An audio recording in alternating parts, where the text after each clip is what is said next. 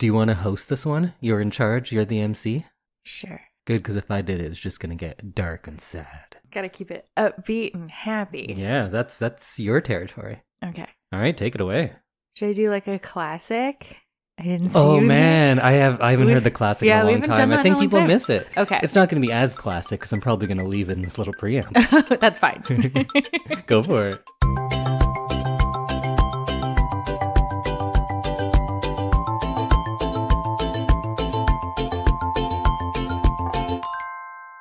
Oh, hello there. Welcome to another episode of I Love This, You Should Too, a podcast with me, Samantha Randhawa, and him, Indy Randhawa. Hi, Indy. Hello. And we here at the I Love This, You Should Too. Yeah. We're the now. Mm-hmm. And we here at I Love This, You Should Too are members of the Alberta Podcast Network, which is locally grown and community supported. How are you, Indy? I'm excited to sit here and talk and celebrate the passing of another year, bringing us closer to inevitable death and that sweet, sweet release. How about you, Samantha? Oh my goodness. I'm excited for the new year and all of the gifts it will bring. Literal gifts or figurative gifts? Figurative gifts. Blessings. What kind of blessings are you looking forward to? Just being with the ones that I love. So this episode, we're going to be doing a best of 2022. Indy, what are we going to cover? I don't know. Oh. Books and movies and what are the other ones? Book, show, album, movie, and other. Okay, awesome. But it's not like best of things we've talked about. No. It's things that were released in 2022 that we have not talked about on the podcast. There may be a little bit of overlap for me. Yeah, maybe for me as well. But I'm excited. Oh, definitely for me, actually, now that I think about it. Okay. But I'm excited to kind of cover some of this stuff and maybe give our listeners a sneak peek onto what we'll be doing in January. Oh, I'm excited. And also, I don't talk about new things very often at all. No, Indy's back in the 1950s? It depends. Okay. 70s a lot of the time. 70s, okay. Musically, the 70s. Yeah, I was thinking about books. Books, yeah, the 50s. Okay. So it's a big deal for Indy to tell us what he liked from 2022 because it was slim pickings, I'm sure. Yeah, and I only have like one kind of cheat answer. Well, our first sponsor of the episode is the Well Endowed podcast by the Edmonton Community Foundation. It's hosted and produced by Andrew Paul and Lisa Pruden and explores the impact of passionate people who are working to make Edmonton a strong, vibrant city to live in. The Edmonton Community Foundation helps people create endowment funds. The podcast tells the stories of those endowments and how they intersect with the community. You can subscribe wherever you're listening to our podcast or at thewellendowedpodcast.com. Okay, well, Indy, do you want to kick it off with your book? Oh, sure. So we'll get my cheat out of the way right off the beginning because, like I was saying, I don't read a lot of new stuff, but I do read the YRCA selections every year. That is the Young Reader's Choice Awards, and I used to be on like a team organizing some of this stuff. I'm not anymore, but I still keep up with it because I still work in the library systems, and I like being able to recommend things to the kids that I work with. So although this book did not come out in 2022, it is part of the 2022 YRCA selection, so you can still vote for it and it would win awards now, but it actually was published in 2020, and that is a book called Everything Sad is Untrue by Daniel Nayeri. And this is the true memoir of Nayeri's childhood. And because it is about him growing up and looking back on it, I think that it will appeal not just to the audience of people that age, which is, I think it's later elementary and into middle school, those kind of years. Okay. But I think it would appeal to adults because I really liked it because it is someone kind of reflecting back and it gives you a chance to do the same and reflect back on your own childhood. At least that's how it worked well for me. And it's his story a little bit about growing up in Iran and leaving as a refugee and then settling in Oklahoma. And mostly it's about adjusting to his life there. Oh. It concentrates on his American life, but he often tells his classmates stories about Iran. And the way they react to that is always a lot of fun. or maybe not a lot of fun. Sometimes it's straight up heartbreaking, actually. But I think that is where the story is at its most interesting, perhaps. It is like a really brutally honest memoir, and I liked that about it. It's not sugarcoating things for children. He's talking about things that like were miserable when he was a child, and he depicts it like that. It's not just everything makes us stronger or it all works out in the end. Like, no, a lot of it's sad. And I think he's able to capture really specific emotions, and it's not just showing you something new. Like, to me, all of these challenges facing new refugees, that's something that I don't have any context for. But because he is able to anchor things into real emotions, I feel like it's very effective and gives you insight into that. And for me, though, he also reminded me so much about what I had forgotten about my own childhood, because it reminds me of all of the things that you go through that are unique when you're growing up in a place where nobody looks like you. And a lot of them maybe I've repressed intentionally, but this brings a lot of it back, and maybe in a cathartic way, though. So this is for what age group? I think the target audience is probably like right around 12 years old. Okay. It is a junior selection, which is kids younger than that as well. But emotionally, it's so more well-developed than a lot of stories that age. But I'm not saying that don't show it to younger kids. I'm saying that, yeah, younger kids know about these things. They go through these things. So maybe we should be showing them books like this more often. Yeah. So I think younger kids can read it, but maybe right around that age. But I don't think you can be too old for it, because I thought it was still very well written. And it's a story that doesn't exactly walk the line between heartbreaking tragedy and uplifting inspirational story. It kind of shows you that those two things go together, that one comes from the other. So I think that one is definitely worth reading. And what's it called again? Everything Sad is Untrue. Okay. And if you like it, you can vote for it in the YRCA voting, which is still going on when this comes out.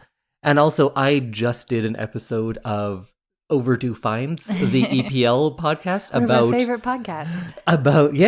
And it's about Year in Review 2022. So I say a lot of the same stuff. And you know me, I think maybe it's the old film actor in me that I do things exactly the same. So if I phrase something well once, it kind of sticks in my brain. And so I might have said the exact same things. I'm not sure. Oh, see, I'm like the opposite of you. I have a hard time. I'll like say something really good and like phrase it well. Yeah. And then can't. I hit my marks. That's one thing I could do when I was an actor. I think I'd be a terrible stage or film actor. Yeah, you had to do things exactly the same. I am bad at that. And I edit so much audio that I'm good at saying things exactly the same, so it can be in multiple cuts. Cool. So that is my kind of a cheat pick. Also, I could say Attack on Titan finished up, so volume 34.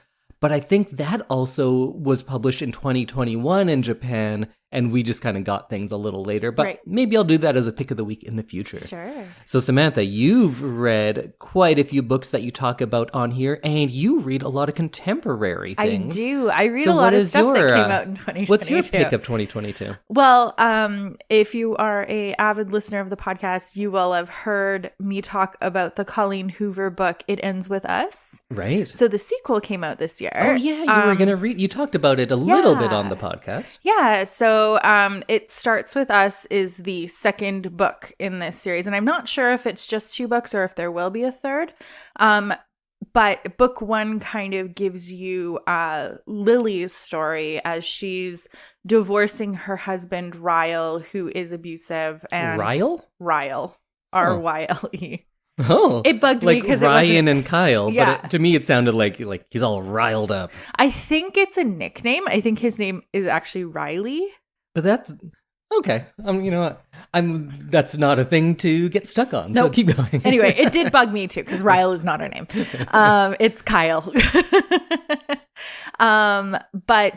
So they, in the first book, are in the midst of breaking up, and Lily comes back into contact with a childhood friend named Atlas, And this It Ends With Us is kind of the beginning of all of those stories. And so It Starts With Us is actually an Atlas's point of view, and you get Lily and Atlas's like childhood backstory, which is really interesting because Atlas was homeless and he was basically taken in by Lily and like fed and clothed, and she was in her teen years, so she was like very young to be doing this. And so you kind of get the beginning of Atlas and Lily's love story, as well as Lily trying to adjust to having a baby with someone that she is no longer married to. And I thought it was just a really well done book. So did you like this as much as the first one? I think so, yeah. Okay. It's on par, not better? It's on par. Okay. I'd say it was what I expected from this book, I guess. And if you like the first one, that's a good thing. Yes. To have it be what you expect. It was what I expected. It was kind of what I wanted from a second book, because there were so many things that just like weren't explained. And they use diary entries from Lily's diary to kind of fill in some of that backstory. Okay. Which was kind of a neat way to do that without having Atlas or Lily have to like tell the whole story. Right. You got to read or listen to you got to read Lily's diary excerpts, which kind of put into context like what happened and the things that they kind of went through together. And you listened to this one. Does it have multiple narrators? Yes. And are they good? They are good. Yeah. I really, really enjoyed the narration, and there are two narrators. And I thought that the voice acting was really well done and not over the top. Because sometimes when it's over the top, it kind of distracts from the story. So neutral, I think, it sounds bad when I say that, but like neutral is kind of what you want for your... You want in the middle. You Yeah. want some emotion, but you don't want them trying to upstage the material. Exactly. Yeah. So It Starts With Us by Colleen Hoover is my 2022 book of the year. Whoa, book of the year. It was something that was like so highly anticipated. Like I knew it was coming before I read the first book. So I was reading the first book with the second book in mind. So I was excited that I was able to get it. All right. Well, why don't you go next? You can choose the category. Okay. I'm going to go show. All right. What was your show of 2022? So I feel like I watched a lot of shows that weren't from 2022. I did a full Tudor timeline network television kind of watch of the full Tudor timeline, and all the Stars shows that I love that are kind of like a guilty pleasure. And so that none of those were released in 2022. So I chose The Woman in the House Across the Street from the Girl in the Window, which I think we talked about on the podcast. We did, yeah. Refresh everyone's memory. Yeah, so this one, it stars Kristen Bell. It is kind of, it's a dark comedy, and it's based on all of those books of like mystery thrillers of like Your Gone Girls and yeah, and like the Woman in the Window, Woman on the Train. I can't remember all of them, but yeah. So it was kind of based on this like really popular genre of books that's kind of all you get right now. And so I enjoyed this one. It was really interesting. There were some twists, and I just thought it was like really well acted. I thought Kristen Bell was really good at being this kind of mentally disturbed alcoholic who is experiencing all of this stuff alone in her house. And I'm not sure if you mentioned it, but it's kind of it's a satirical, humorous take on that, right? Yes. Yeah. So it is kind of, it takes cues from all of those kinds of books that are very, very serious and very dark and twisty and kind of thriller-ish.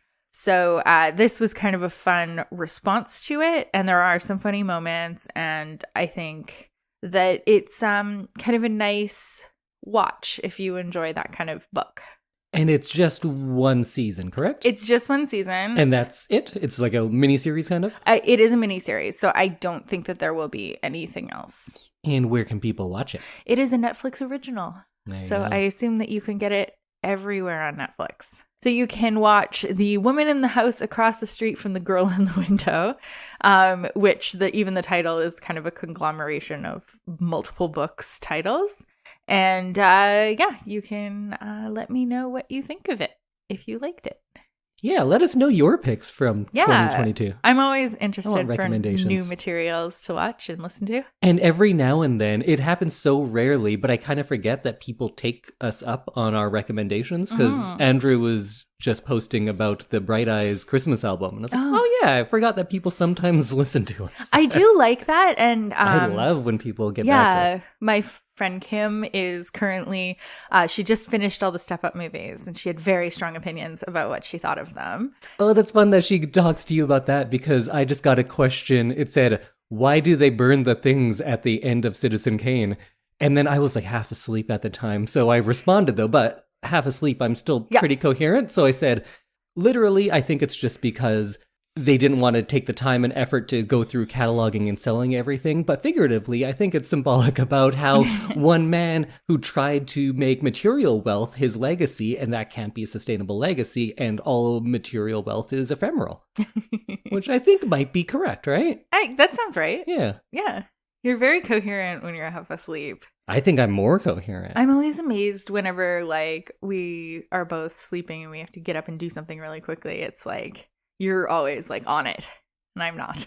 But it's a blessing as well as a curse, because then if anything wakes me up, it's 5 in the afternoon again, and I have to work on going to sleep. And that is not easy for me. No, it is not. Okay, Indy, what's your show?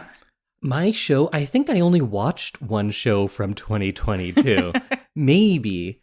There might be some other little ones that come and go on your Netflix and whatever.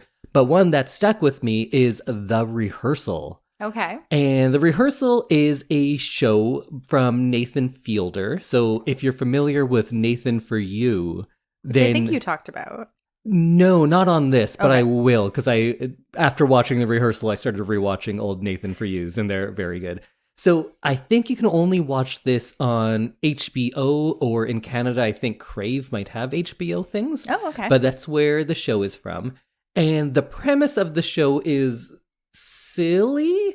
So it's just, if you have something in your life that is difficult, you contact Nathan Fielder, and he is going to allow you to rehearse what could potentially be an awkward social situation.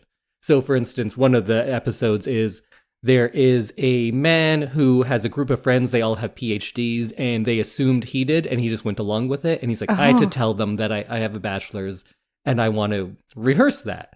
So that's not so crazy, but he goes into crazy extents, of course. So he rebuilds the entire bar exactly how it is in a studio setting so he can rehearse it. Right. And he hires an actor to go follow the woman around who he's going to be telling and learn about her so that actor can play the woman who's going to be told and to make everything more realistic.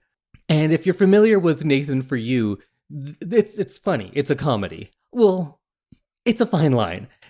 All of his stuff starts out hilarious, and how far Nathan goes to do these things is really funny, but it always kind of comes back to the sadness of this man who is kind of incapable of connecting with humans in a normal way. There's also this simulation where someone gets to go through 16 years of parenting. Oh. And how intense and insane that is remarkable, and gets to the heart of things way more than any sort of documentary filmmaking I've seen. Oh. And then there's one episode where Nathan, of course, has to tell these actors who are playing people, how to play this person. And so he's teaching them, go to their work.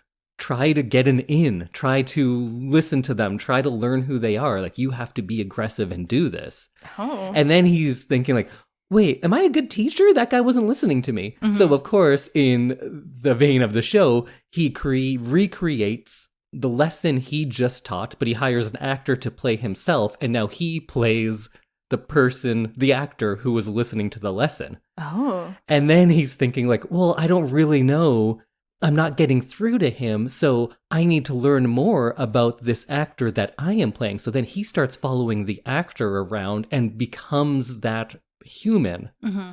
Meanwhile, he's also teaching that actor to be this other person. So he says, like, you should live like that person. I got you an apartment so you can live like them. And he's like, well, what's going to happen with my apartment? And then, of course, Nathan moves in there to learn to be that actor, to be a better teacher to that actor.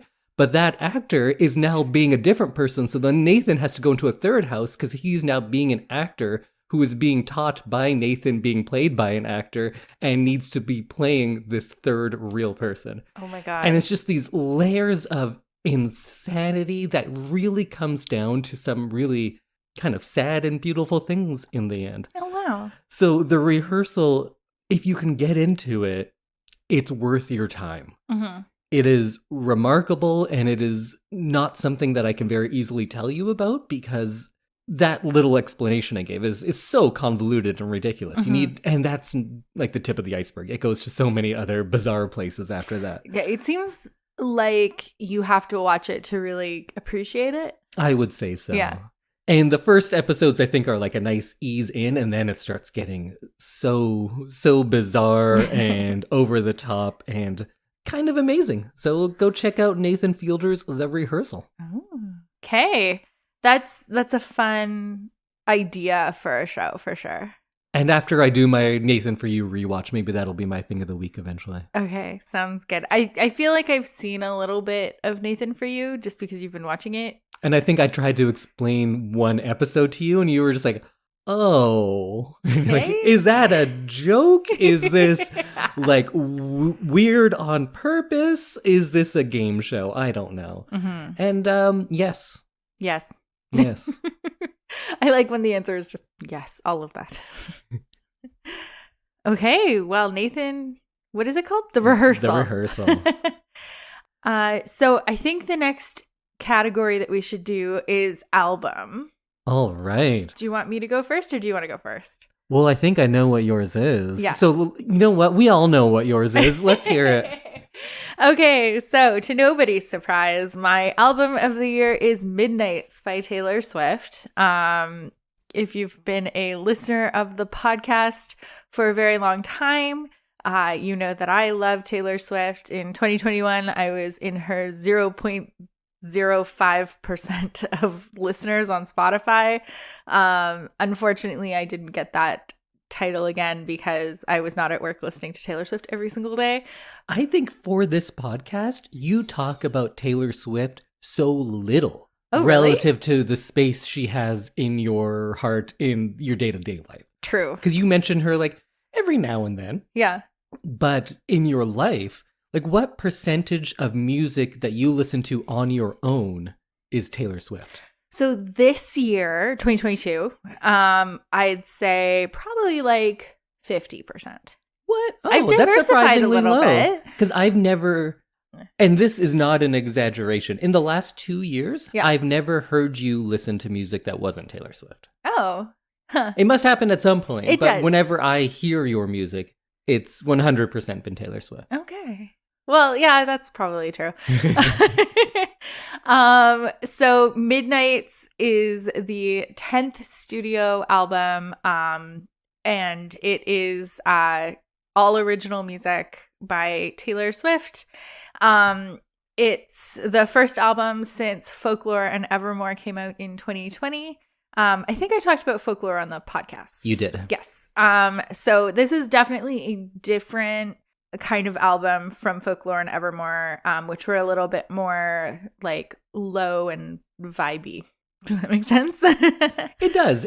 They were more in my vein. Yes, yeah. For modern music, I liked Folklore. A little bit more like storytelling, lyrical. Whereas Midnights is inspired by sleepless nights, 13 sleepless nights throughout Taylor Swift's career. So she's had a very long career for a female kind of popular music person.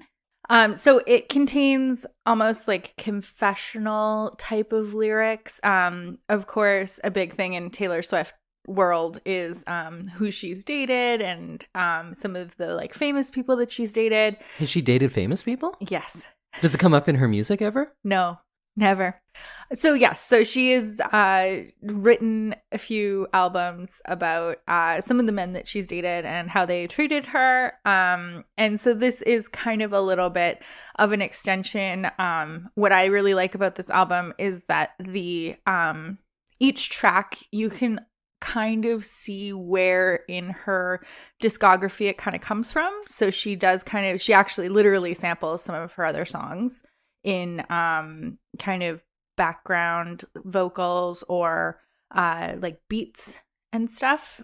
So you get kind of the feeling of an era from like each song, which is kind of neat.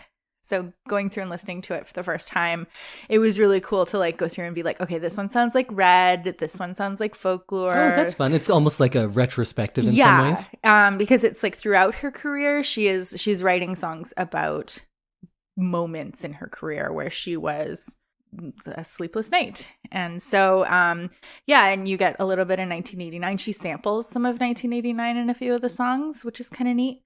And this one is a little bit more, I don't know, would you call it electronic? I defer to you. Okay. I haven't put in the time on Taylor Swift. It's got like a lot of like synthesizers and different beats that we don't always hear from her in her music. So it was really cool to get to hear some new music from her, since the last two things that we got were re-records, which I love because I love hearing her voice mature, and to hear her cover some stuff from the beginning of her career has been really nice. But didn't she put out 2 in 2020, you said? She put out 2... and those were not re-records? No. Oh, so you expect like an album a year? I guess. It's just, I don't have a concept of that. Like, musicians I listen to are often like 5-6 years between albums. Yeah. So she usually is like an album a year kind of person? Yes. Whoa, that's a lot of music. Yeah, so she released Folklore and Evermore in 2020 about 2 months apart. 2 or 3 months apart, and so it was like a big deal to have that much music. And then she followed it up in 2021, early 2021, with Red, Taylor's version. Yes. Right? Yeah. I'm learning. And then in late 2021 we got Fearless, Taylor's version. And then it was almost a year before she even announced Midnights. And so everyone was like, we've gotten all of this new music. We're really used to constantly having new Taylor music. And now there's been nothing, and she's not talking about it. And the way she rolled out this album was really cool. She did 13 episodes of this. It was on TikTok and Instagram, called Midnight's Mayhem with Me, where she had like a vintage bingo number roller. You know what I'm talking about? I do, yeah. Okay. And it had 13 track numbers in it. And so she'd pull them out and she'd say like, track 13 is Lavender Haze. And then like that. Lavender Haze? That was one of the tracks, yes. Oh. Is it about weed? No, it's about being in love. With weed. Maybe. So she went through and did that, and that created a lot of like hype, I guess, because she is from like, I clearly don't know like nearly as much as you, but from what I know, she is very good at that. She is incredibly good at hiding Easter eggs and creating this kind of buzz. It was kind of an unusual album drop for her because she didn't release a single, so we did not hear any music before release day at midnight. So it was very kind of exciting. She made it really exciting, which was fun. And I thought that it was like a really smart way to do it, because people were buying the album having not heard anything off of it. And people, you know, were like trying to get like the special copies and everything. And she's one of the top selling artists who sells physical albums still, which is a big deal. And one of the things that she did was she made 4 versions of the album and sold it as a clock. So you buy all 4 versions of the same album. They're all different colors and they have different clock numbers on them. And then there's a clock mechanism that you can buy off of her store, and it becomes a clock on the wall. Is the audio different on them, or they're Nope. physically Oh. The records are different colors. Mhm. Like That's another thing she is good at, Yes. is marketing and making money. Yes. Like sampling yourself so you don't have to pay anyone else. It's Like, true. Re-recording your own stuff, Yeah. releasing it again so you get 100% of the royalties. Yeah. She's very good at she that. is very good at that. But the way you're talking about all this reminds me of like when I was listening to more contemporary stuff when I was a teenager, and when you're saying something like, oh, you just buy the album without knowing anything on it. And I was like, isn't that how all albums are? Because that's how I always... I mean, so for Red... But I think that's just not the case with No. modern music. No. Modern music is not always released, because I am a CD person. Yes, you That's are. where I came from, and I still go to it because musicians I listen to, most of them aren't contemporary, so that's Yeah. part of it. But it's weird when I listen to someone contemporary and I want an album, and they're like, oh, it wasn't released like that. Right. And that is bizarre to me. So Yeah. this is very, I guess it's throwback, but It to me it is. seems normal. I like it. Yeah, see, I wasn't like a huge music person when I was younger. So like there were like popular bands that I liked that I would maybe get a CD of for Christmas, but I wasn't going out and spending all my money on CDs. So it was kind of a fun way to do it. Mm-hmm. So the hype around around the release of the album was really neat, and it was a lot of fun. And I think she's a very, very smart businesswoman. Definitely. And I do love her doing all of this kind of like Easter eggy type stuff. So then whenever on an episode, if you're like, Indy, you're looking way too much into this, and then I'll just say, think of it as a Taylor Swift album. And then you're like, oh yeah, I can see all the connections Yeah, now. exactly. Yeah, I like when artists put the intent in. Yeah.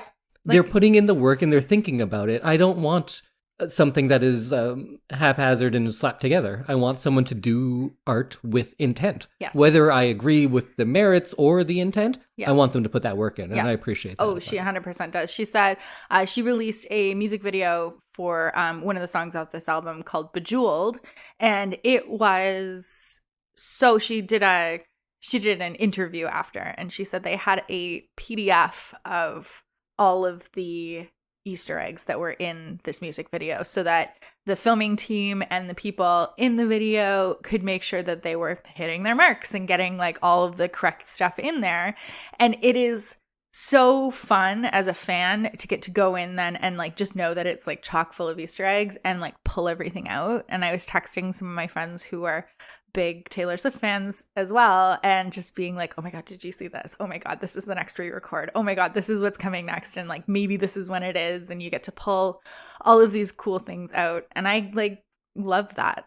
It's created this really nice community of people. Yeah. That's just how I see movies. I think we can like really see eye to eye on this. I think so. I haven't even really talked about the music, but it was a big part of my year because she started releasing it in like late summer. So I'll drop in some music here. Which song is your favorite if you had to pick one? So I think my favorite song off the album is Mastermind. So Mastermind is kind of about meeting someone and knowing that they're like the one for you and really like putting in the work to make sure that it happens, that you guys get together. And it can kind of be also compared to her career of like, I knew what I wanted and I went for it, and it's been a lot of hard work to get there. It's not just like I fell into this career. And the touch of a hand lit the fuse of a chain reaction of counter moves to assess the equation of you. Checkmate, I couldn't lose. What if I told you none of it was accidental, and the first night that you saw me nothing was gonna stop me? I laid the groundwork, and then just like clockwork the dominoes cascaded in a line. What if I told you I'm a mastermind? I think it's a really good one. It's cute, it's poppy, and I could see dancing to this one. One other thing I should mention is on release day, 3 hours after releasing the first 13 songs. She released 7 more songs, and everyone stayed up until 3 a.m. to listen to them.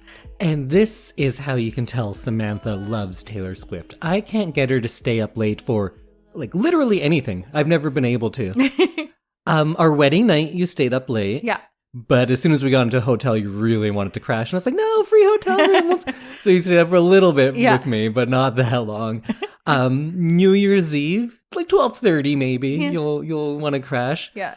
I often play hockey really late, and we have things to do. It's like, oh, I'll come home and we can hang out a bit then. We'll watch TV or something. And you're like, no, that's never going to happen. But that day I was playing late, and you said, I'm going to stay up. And I was like, oh, for me? And you're like, no. Taylor Swift album. And then I like showered and everything, and you still stayed up. You stayed up as late as I did. Yes. That's how you know you love Taylor Swift. It's true. I do. And it was just like such a fun day. That's how it is after midnight all the time. You should try it more often. It's super fun after midnight. Oh, it really is. Yeah. Oh, okay. That's Indy's time to shine. Nice. I know. Nighttime Indy is the fun Indy. Yeah, you've never met him.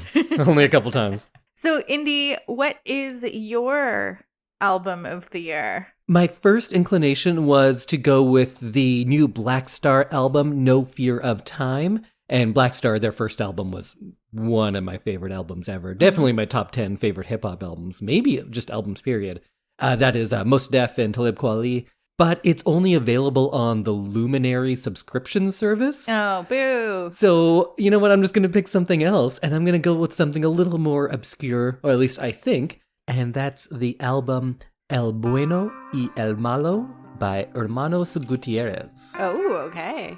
Is it in English? No, it's not in any language. Oh. So it came out this past October, and they are a 2-piece band. They're 2 brothers, Alejandro and Esteban, and they're like a super simple setup. It's 1 classic guitar, 1 lap steel, percussion, and that's it. No singing or anything like that. Oh, wow. One song they have 3 guitarists, and that one is called, I think, Tres Hermanos, because there's a 3rd brother, but it's not their brother, it's Dan Auerbach. And Dan Auerbach produced this album. He's most famous from the Black Keys. He's a part of them, does their production, but he also produces just good guitar music from around the world. He produced my favorite Bambino album, Nomad, from quite a few years back, but that was my favorite Bambino. We love Bambino. And Dan Auerbach, I love his production for a lot of this stuff.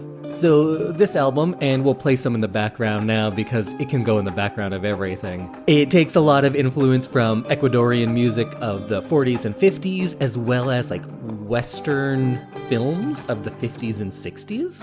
So the title of the album, of course, means The Good and the Bad, which is probably a reference to the film The Good, the Bad, and the Ugly, because this is very reminiscent of the works of Ennio Morricone, who scored so many of those great spaghetti westerns and like a lot of those really iconic scores.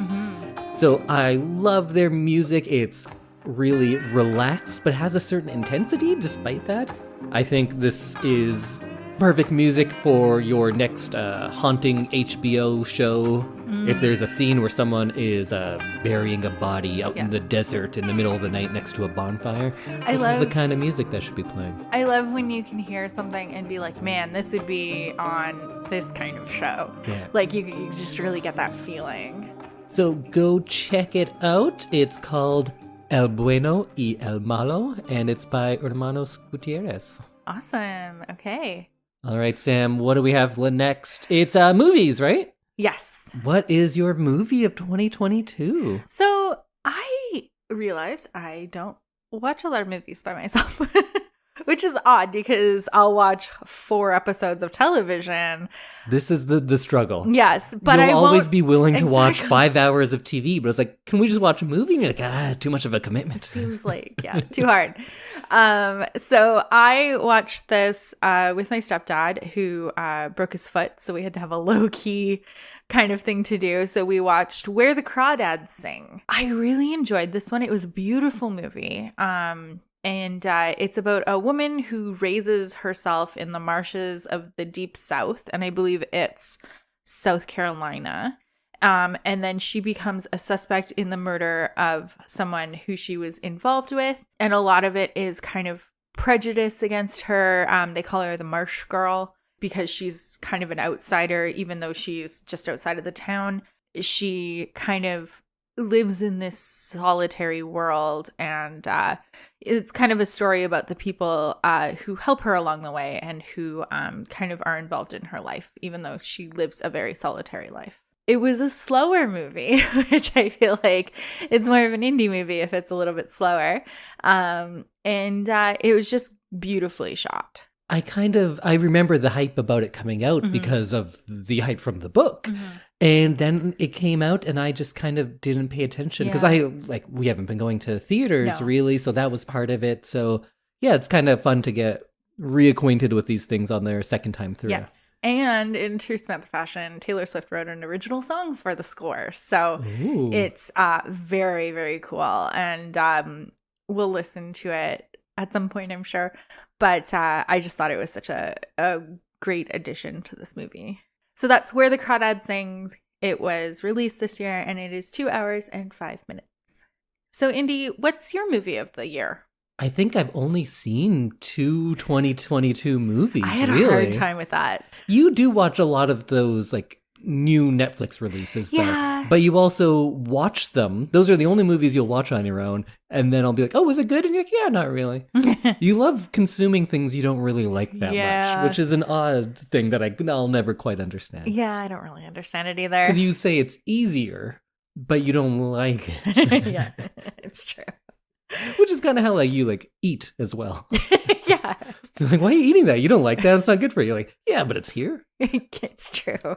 That's kind of Netflix's business model as well. It's true. It doesn't need to be good. It just needs to be there. Like mediocre things that are in your face. Yeah. Yeah. That's very, very true. I'm willing to put in the work. Yeah, you It takes me an hour to cook dinner every day, but pretty good though. Yeah, you're a very good cook. So you already know what it's going to be. It is RRR. Yes. It is the best movie I've seen in quite a few years. It came out this last year. I talk all about it in episode 174. It was my thing of the week. And in the next couple of months, let's just do an episode on it. Absolutely. Because we've both seen it. You haven't seen it all the way. True. You've seen a lot of it. I had a shower in the middle of it. Still came back for the ending. But let's do a full episode on it after we get to episode 200 when we do our other year in review of the podcast. Yes. I'll just start doing more fun things because I've been looking at preparing for that one. And I was like, I haven't been doing a lot of fun movies. We've been doing work. Yeah. So I think I'm going to do one more, lean into it and do one more hard work episode. Okay. And then just be like fun times. Okay. Real quick pitch. If you're not familiar with the world of RRR or Indian cinema, if I could put it into Hollywood terms, it's more over-the-top action than the last 5 Fast and Furious movies. It has better songs and dances than Chicago. It has the history aspect of Braveheart. It has better fight scenes than Infinity War. It has a more fun friend dynamic than Lethal Weapon. It has the twists of The Departed, and then you throw in the religious allegories of Superman. And you get halfway to what RRR is. It is just amazing. It's so much fun. I think that's the word I would want to stress most. It is a fun movie. It is a spectacle. It's a roller coaster. It's all of that. Go check it out. The Hindi dub is on Netflix now. Or if you know me, I can get you the original language one. Okay. And then you should watch it because we're going to be talking about it pretty soon. I'm excited to watch the Hindi version. Is that what we've watched? You've seen the Hindi dub. Okay. Yes.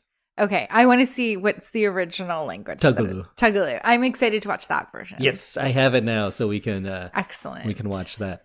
So it's not really much of a pitch because you've already seen it. I think the other movie I saw in 2022 was Everything Everywhere All at Once. Is that what it's called? You know that one. And a real quick pitch for that, fantastic performances. Oh. And it has this like very big, grand, sometimes absurd plot. And it still managed to be grounded because of these great performances. I think it's a lot of people's favorite movie of the year. If I had any detraction from it, the Daniels, the 2 guys named Daniel who directed it, I didn't love their direction on this one. And I was someone who liked their stuff that other people hated. But I think they sometimes got lost in their own eccentricities and didn't allow some of the emotional beats to land enough. But that's a criticism of a movie that I thought was great. So go check that one out too. Nice.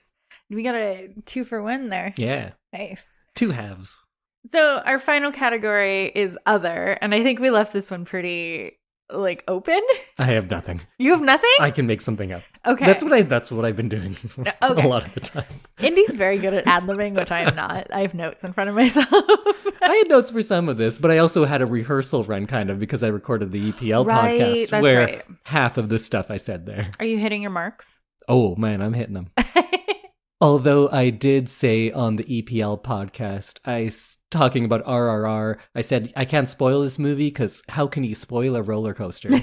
And Caroline said oh, that was a good line. So I really should have said that in this one too. But well, at least you got it in. now I got it. Yeah, perfect. Sure. So what is your other? Is that what we're calling other it? of the year? Yeah, what's your other best thing of the year? My other thing of the year is getting to explore my Indigenous heritage a little bit more. That is a very good other thing of the year. Mine is going to be, I don't know what it is, but it's going to be trite compared to that. So this year I have been off work with illness. And one thing that was kind of a bright spot for me was getting to have a little bit more time to kind of delve into my Indigenous heritage and get to learn a little bit more about where I come from and some of the things that my ancestors do and did for different times of the year and arts and crafts and stuff. I'm a pretty crafty person, so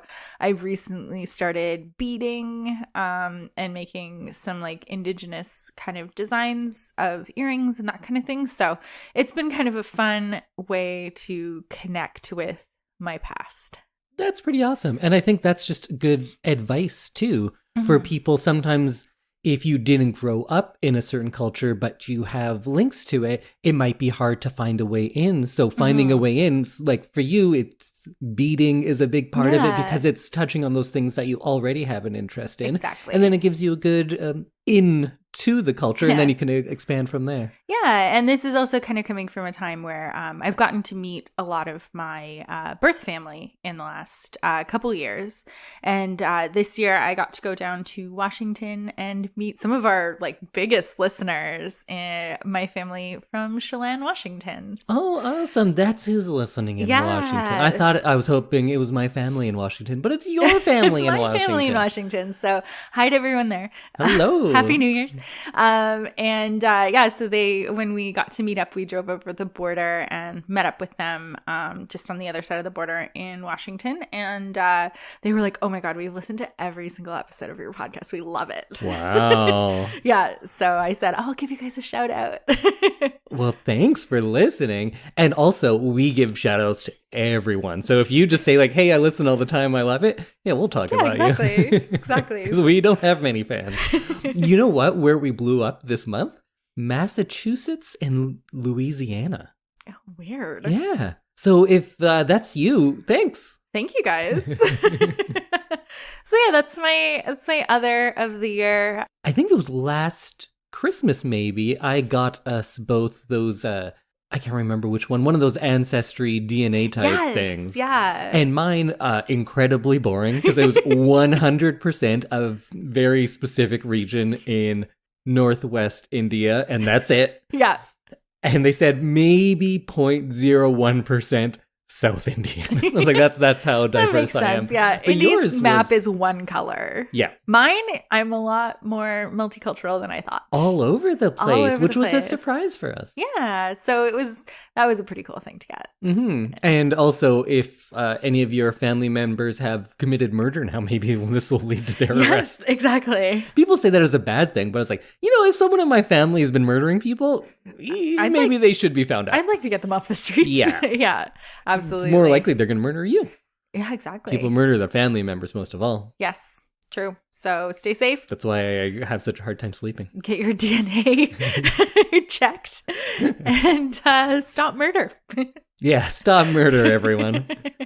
And this episode of I Love This You Should Too is brought to you by the Alberta Blue Cross. Even if you're a busy business owner with more meetings than hours in a day, you can be calm and collected when your group benefit plan is taken care of by Alberta Blue Cross.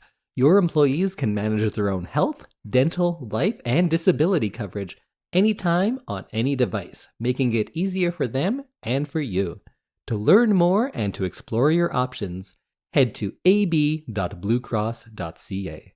Okay, well, that was our 2022, what did we call it? Year in review? Best. You know what it should be called? What? Things of the year. Things of the year, because we do things of the week. Yeah. Okay, so that was our 2022 Things of the Year. And let us know what your things of the year were. If there's anything that we should be reading, watching, or listening to, or othering. And othering means something else. Does it? Yeah. Oh, what does it mean? The proverbial other, to other someone, is to say to distance yourself because like we are us and they are them. They are the other. They are the unknown, and therefore we dislike them. Okay. I know all about othering. That's not what I meant.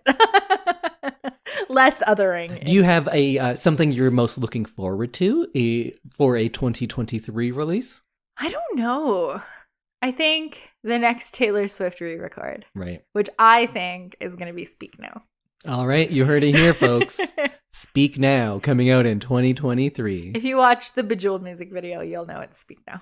All right. Yeah. Also, though, as much as I love Taylor Swift fans looking into everything, a lot of the time, way too far. It's like straight up conspiracy theory nonsense a lot of the time. We have it's called clowning. And you might have just gotten clowned. Maybe. Well, now you're on the record, so we'll see if you're right. It's fine. We'll see.